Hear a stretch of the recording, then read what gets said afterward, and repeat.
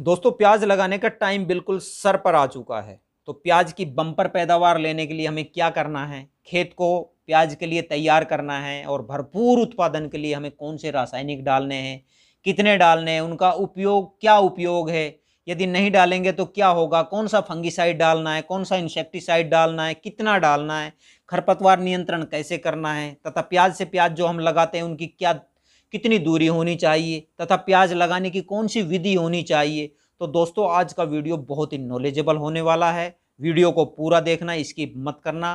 दोस्तों मैं सतीश कुमार, स्वागत है आपके अपने यूट्यूब चैनल भारत किसान हमारे किसान चैनल पर। तो जिस भी भाई ने अभी चैनल को सब्सक्राइब नहीं किया है प्लीज़ पहले चैनल को सब्सक्राइब कर लीजिए। तो दोस्तों अब प्याज लगाने का अपना जो है टाइम बिल्कुल आ चुका है। कुछ ने तो हमारे गाँव के अंदर लगानी भी शुरू कर दी जिनको आगे थे भाव चाहिए। इस वीडियो में पूरी जानकारी मैं आपको देने जा रहा हूं जिसमें आप प्याज की बम्पर पैदावार लेकर एक समर्थ किसान बन सकते हैं। के लिए हमें कौन से रासायनिक डालने हैं, कितनी मात्रा में डालने हैं, इनका क्या उपयोग है, प्याज के लिए नहीं डालेंगे तो क्या हो जाएगा, पूरी जानकारी दी जाएगी। और जो तरीका मैं बता रहा हूं वैसे ही अगर आपने किया तो हमारी प्याज की पैदावार बहुत ही शानदार होने वाली है। गांव के अंदर आपकी प्याज सबसे टॉप प्याज आपकी होगी। दोस्तों सबसे पहले अपन करते हैं खेत का चयन। हमारा खेत एकदम प्लेन होना चाहिए, समतल खेत ले लीजिए। पानी का भराव खेत के अंदर बिल्कुल नहीं होना चाहिए, नहीं तो अगर पानी भरेगा तो गलन शुरू हो जाएगी प्याजों के अंदर। जुताई करके खेत को तैयार कर लेते हैं। लास्ट टाइम में सभी ने तैयार कर लिया होगा। और लास्ट जुताई से पहले आपको प्याज के अंदर कौन कौन से रासायनिक डालने हैं तो वो मैं आपको बता रहा हूँ। वो सभी आपको खेत में यदि डालेंगे तो आप देखेंगे कि गाँव के अंदर आपकी प्याज अलग ही पैदावार मिलेगी आपको। तो चलो अब मैं आपको बताता हूं हमें क्या क्या रासायनिक डालना है। सबसे पहले आप खेत के अंदर डालिए दोस्तों जिंक। इसको आप डीएपी के अंदर मिलाकर बिल्कुल भी मत फेंकना खेत के अंदर। अब मैं इसके बताता हूं जिंक के क्या उपयोग होते हैं हमारे खेत के अंदर। यदि प्याज की फसल में हम जिंक डालेंगे तो ये प्याज के अंदर चमक लाएगा बहुत ही अच्छा, और प्याज की जो पैदावार है उसको बढ़ाएगा। प्याज में किसी भी प्रकार के कोई जो रोग लगते हैं उन रोग को भी ये नहीं लगने देगा। तो इसलिए खेत में जिंक जरूर डालिए। अब मैं आपको बताता हूं डीएपी पर एकड़ के हिसाब से आप 40 केजी डीएपी ले लीजिए।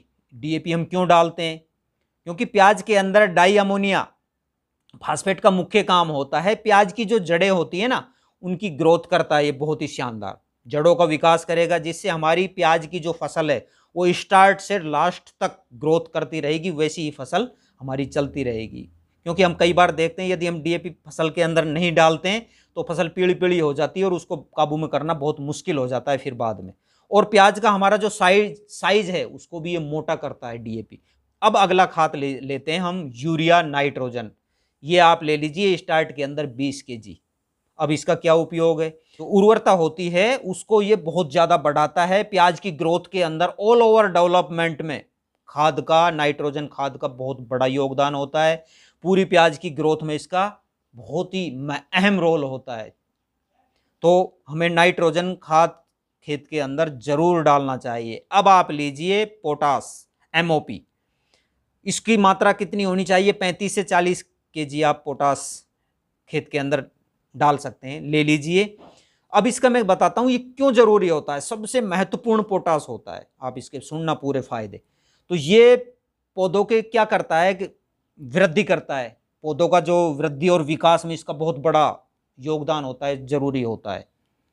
और जो फसल के अंदर जो मौसम की प्रतिकूलता होती है ना, जैसे सूखा हो गया, ओला हो गई, गर्मी हो गई, सर्दी हो गया, पाला हो गया, कीड़े, फसल को बचाता है, बचाने का काम भी करता है।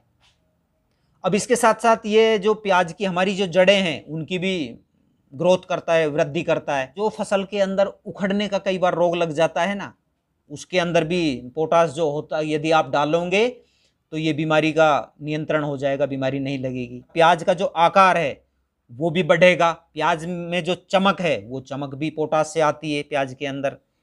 मार्केट में रेट, आपको प्याज अच्छी चमकेगी तो मार्केट में रेट अच्छे मिलेंगे।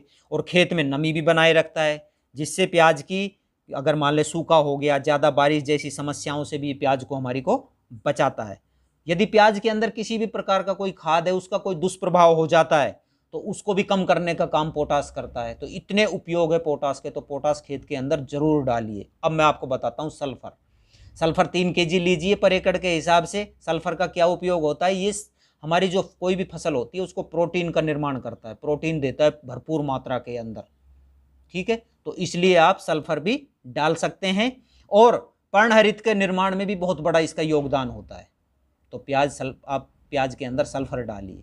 अब मैं अगला है जो मैं आपको बताता हूं वो है माइक्रो न्यूट्रिएंट्स लीजिए, और ये आप किसी भी कंपनी का आप माइक्रो न्यूट्रिएंट्स ले सकते हैं। इसका उपयोग क्या होता है, जमीन के अंदर जो सूक्ष्म पोषक तत्वों की जो कमी हो जाती है ना, जैसे तांबा, जिंक, लोहा, जस्ता, बोरोन, मैग्नीज की पूर्ति ये करता है। जो जितने भी मैंने ये खाद बताए इनको सभी को मिला लीजिए। मिलाने के बाद में खेत के अंदर छिटक कर फैला दीजिए। फैलाने के बाद में टीलर से जुताई कर दीजिए। टीलर से जुताई करने के बाद में पाटा मार दीजिए। अब आगे काम करते हैं। यदि फिर इसके साथ में आप कोई फंगीसाइड भी डाल सकते हैं फंगस के उपचार के लिए, और इंसेक्टिसाइड भी मिला सकते हैं खाद के साथ में, वो भी फेंक सकते हैं। इंसेक्टिसाइड क्यों? क्योंकि जैसे नेमाटोड जो काले मुंह का जो कीड़ा होता है या दीमक होती है, ये काले मुंह का कीड़ा तो बहुत डेंजर होता है, हमारी प्याज की जो जड़ें होती है उनको खा जाता है, कुतर देता है। तो इनके रोकथाम के लिए आप ये काम भी कर सकते हैं। तो आप सभी खाद के साथ इनको मिलाकर भी खेत के अंदर फेंक दीजिए। इतना काम करने के बाद किसान भाइयों अब नंबर आता है खरपतवार नियंत्रण का, और प्याज लगाने का। हम कौन से विधि से प्याज लगानी चाहिए, प्याज की दूरी कितनी होनी चाहिए, वो अब मैं आगे बताता हूं। तो खरपतवार के लिए आप खेत तैयार करने के बाद में जो या क्यारी बना दी हमने, बेड बना दिए, उनके बाद में आप पर एकड़ के हिसाब से 1 लीटर पेंडिमेथिलीन लीजिए और उसको डाल दीजिए। उसकी मैं आपको या तो खाद के अंदर मिला के डाल दीजिए, या बालू रेत के अंदर मिलाकर डाल दीजिए, या आप स्प्रे कर दीजिए, जैसा भी आपको उचित लगे वो। और फिर उसके बाद में आप प्याज लगाइए, तो आपको किसी भी प्रकार का कोई खरपतवार नहीं निकलेगा। तो दोस्तों अब बात करता हूं लगाने की क्या विधि होनी चाहिए। तो आप क्यारी में लगाओ, क्यारी में लगाते हो तो क्यारी में लगाओ। अगर यदि आप बेड पर लगाते हो तो बेड बनाकर बेड पर लगाओ।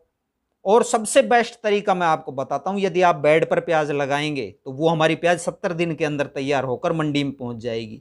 इसलिए मैं तो आपको सलाह देता हूं कि आप प्याज को जो है तकनीकी विधि पर लगाइए, बेड पर लगाइए, अच्छा उत्पादन लीजिए। तो आगे मैं अब आपको बताता हूं कि प्याज हम जो लगाते हैं उनकी प्याज से प्याज की जो दूरी होती है वो हमारी कितनी होनी चाहिए। तो आप 4.5 से 5 इंच, यदि आपकी प्याज की बीज अच्छा है, मोटा बीज है, तो आप 4.5 से 5 इंच पर लगा दीजिए।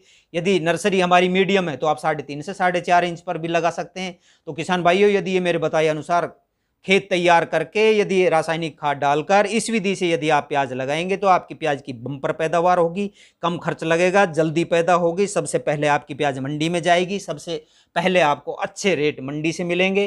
तो ये जानकारी आज मैं आपके लिए लेकर आया था। यदि मेरी जानकारी अच्छी लगी हो तो लाइक करना, शेयर करना, सब्सक्राइब जरूर करना। मिलते हैं अगले वीडियो में अगली जानकारी के साथ।